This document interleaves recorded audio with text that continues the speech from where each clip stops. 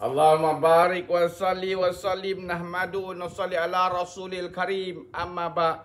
Sayyidina Imran bin Husain radhiyallahu an berkata bahawa seorang telah bertanya kepada Nabi SAW mengenai maksud firman Allah SWT yang berikut, inna salata tanha anil fahsya'i wal munkar.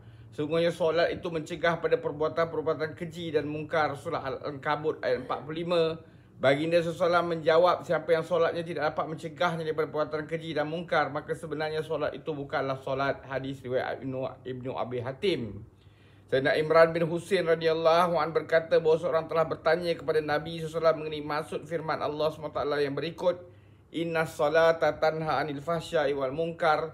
Sesungguhnya solat itu mencegah pada perbuatan-perbuatan keji dan mungkar. Surah Al-Ankabut ayat 45. Baginda SAW menjawab, siapa yang solatnya tidak dapat mencegahnya daripada perbuatan keji dan mungkar, maka sebenarnya solatnya itu bukanlah solat. Hadis riwayat Ibnu Abi Hatim. Tidak diragui lagi bahawa solat ialah satu amalan yang sangat besar nilainya. Jika solat dilaksanakan dengan cukup sempurna, maka pasti hasilnya, iaitu solat itu dapat mencegah pada perbuatan yang tidak patut dilakukan. Sekiranya hasil tersebut tidak didapati, maka sebenarnya solat itu belum sempurna. Perkara ini banyak dinyatakan dalam hadis. Sayyidina Abdullah bin Abbas radhiyallahu an berkata, solat mencegah seorang pada melakukan dosa dan solat menjauhkannya daripada kemungkaran.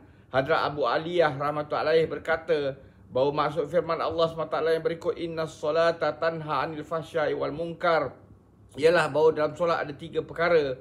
Pertama, ikhlas. Kedua, perasaan takut kepada Allah SWT. Dan ketiga, zikrullah, yang mengingati Allah SWT.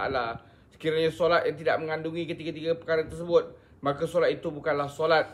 Ikhlas mendolong kepada amalan kebaikan.